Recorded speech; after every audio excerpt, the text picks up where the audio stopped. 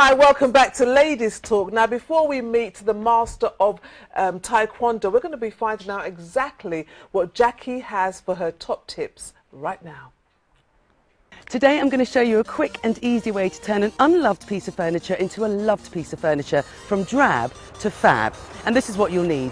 You'll need a dust sheet to protect the area, spray paint or paint, sandpaper, medium to coarse, staple gun and staples.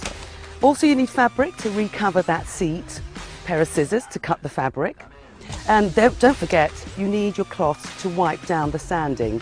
Always use a protective dust mask also. A staple remover. If you don't have a staple remover, then simply use a flathead screwdriver and pliers. And that's what you'll need. The first thing you need to do is remove the seat, sand down the chair, give it a wipe, and then we can get spraying.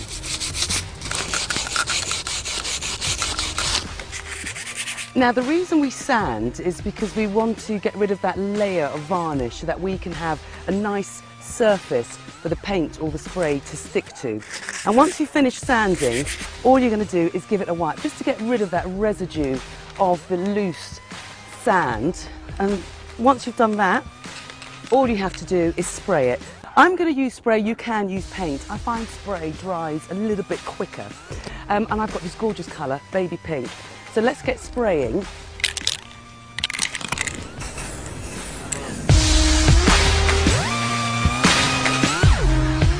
Now what I would advise is just do very light sweeps. Don't go too heavy-handed because you can always go back over it, because the last thing you want is lots of drips.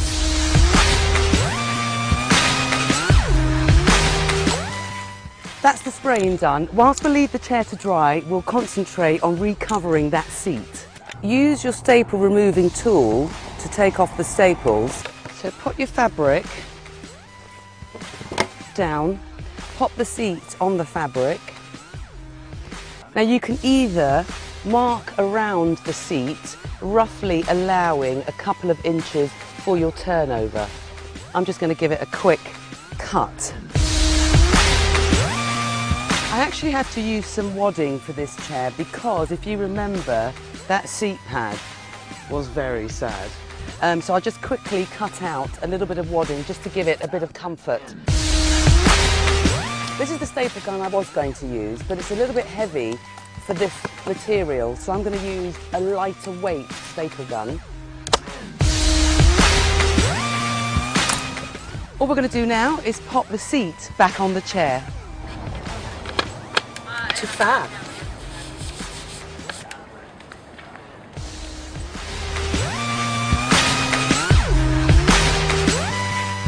I love that. Oh my God. She amazes me every week. She just really just loves this. This is her thing, isn't it? That is Jackie at her best. Jackie, if you're watching, please can I have that chair.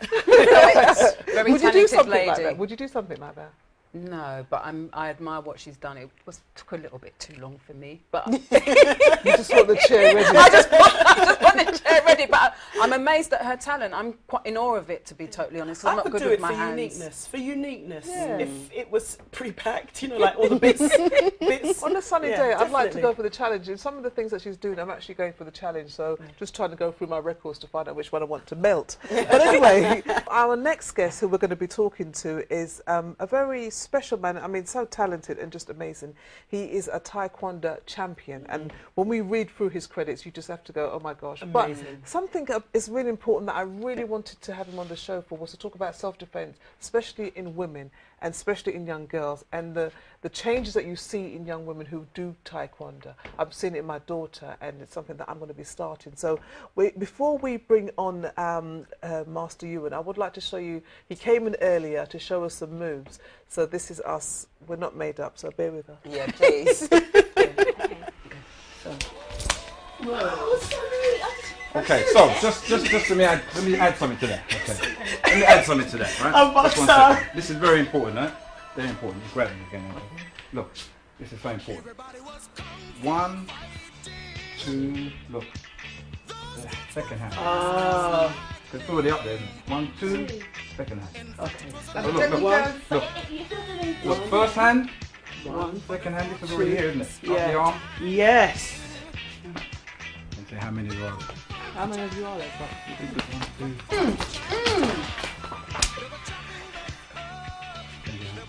Put your hand up. Your hand here. And then you're going to sit forward next to it. Yeah, that's it. And then you shout. Ha! Ha! Yeah, so like this, look at my wrist. Not left hand, you're thinking, what? My daughter. Trouble my daughter. Ready, set, go. Big shot.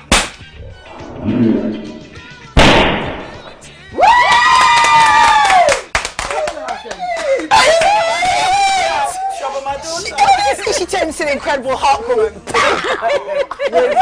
When Ewan said trouble my daughter, I went, ooh. Please welcome the one and only Master Ewan Briscoe. Please give a round of applause. Woo. You're looking dapper. Loving it. Hiya. How are you, Ewan? You all right? Doing well, Angela. Thanks. Thank you for joining us and also doing a workshop with us before, because I'm telling you, we learnt some moves today, ladies, We didn't did. Definitely. I must say, for your first lesson, I was Impressed. Yeah. Oh, thank you. You know, Ewan, let's start with, you know, how you got to be such a successful Taekwondo champion. I mean, how did you start? What made you want to take this on as a career? Because you've been in it for over 30 years. Well, my initial introduction to it was my father wanted me to take up boxing, and I tried it, boxing. Tried it for a little bit, and all I can remember when I actually started fighting was fists coming away from my face. I just started to get hit too many times, and I just said, this is not for me. Okay. It was just too painful. Then I went on to judo, and a little bit, I enjoyed it a bit more. However, it's great until you get thrown. Yeah. And you land on your back, and all the oxygen leaves your body, and you're thinking, why am I here? So I left that. And you have to remember, both times, my father bought all the equipment for me, boxing gloves, shorts, judo equipment. And then I saw my instructor, who became my instructor. He was in a park training. He was only over in England for a bit at the time. And in the 60s, 70s, 80s, early 70s, there wasn't really much martial arts as in kicking and punching. Everything was judo or boxing. But I was so impressed, really so impressed with this. The fact that he had feet like hands. I said, I have to try this. It's a beautiful thing. And he said to me, first I have to ask my parents' permission. And of course I was frightened to ask my dad. Because I already wasted so much money. And I said to him, I want to try this. And he took me to the club. That was in Stockwell. And he said to my instructor, this is how it's going to work. I'm going to pay for a year. He's going to train there for a year. If he misses a lesson, beat him. And if he comes home and you told me he's missed a lesson, I'm going to beat him. Oh, wow. Wow. So you had to do Yeah, so for the first, you know, maybe 6 months, 7 months, it was uncomfortable for me because I had to go. I had no choice. But then I started to enjoy it. Then I started to win competitions. And I mean, some of the competitions that you've won, 1981 to 1989, 9 times undefeated British Taekwondo champion. That's amazing. Brilliant. I just enjoyed that part of it. I enjoyed the fighting part. And, you know, growing up in Lewisham, if you couldn't fight, you couldn't survive. Back in those days, you had to be able to manage yourself, you know. But you know, we talk about defence, and you was sharing with us as women, because I do think that's really important. That, you know, my daughter does goes to your school as well, and she's a natural. And it's good. And when you done that thing where you said, think of your daughter, anybody troubling your daughter, you say, I just mashed down that thing. We call that chi energy. Yeah. But it's something that as a martial artist you learn to develop. But put in a basic form, that's what you did. You summoned your adrenaline. You thought about a situation that you don't like, and you dealt with it. And that's what martial arts is about. But do you think women need to start looking at that now? Because I think absolutely. Yeah, absolutely. Definitely, because I think even when you were doing the instructions with us and you said have that attitude, have the attitude when someone comes towards you. And I know, you know, I'm going to go home because of course I want to know if I'm too old, can I still do it? But I also want to encourage my daughter because she hasn't got that that drive that we had when we were younger, growing up in Hulls and Kent's Rise, you had to look at, you know, how you stood tall and defended yourself. Right. Otherwise, you would be bullied. But there's also that thing of domestic violence. Yes. That is really, you know, growing in with young people. And there might be something that's happening inside young women where they show no sense of confidence. And I think this is something that I think is so important. The point. The theory we have is that people, or bullies, because you have to face it, someone who has domestic violence is a bully. Yeah. Bullies generally attack people they believe they can. Yes. There's not a bully I know that's going to attack someone that they think can fight back. It makes no sense. Yeah. No, it doesn't. So if you show confidence, if you exude confidence, there's a good chance they're not going to try and take you on.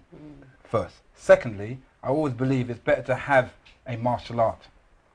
It's better to have a skill and not need it than to need it and not have it. That's very true. Good situation to be in. So, obviously, when you were growing up, I heard that, well, you've touched on it today, that you tried many different things and your dad wasn't happy. So how now do you instill that to the young people of today to sort of get them to commit to what you're getting them to do? We've got many theories that we use in the class, but the one that's most important we tell children is a very simple one.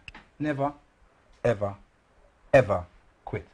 My mother used to tell me, go over, go under, go around, but never quit. It's easier to quit. I do believe, even if I didn't want to do Taekwondo, my dad would have put me into something. Right. Because I'm going to put it in his terms. You going to finish this, you know? I got to finish this. Do you know, with the youth and the violence that's out there, because of course we would see it as activity that looks like, you know, you're fighting. But when I was looking and reviewing your work, it shows that it actually controls anger. How does that work? I say that martial arts isn't, especially when we're teaching children, the techniques that we use to defend ourselves is just a byproduct of martial arts. Wow.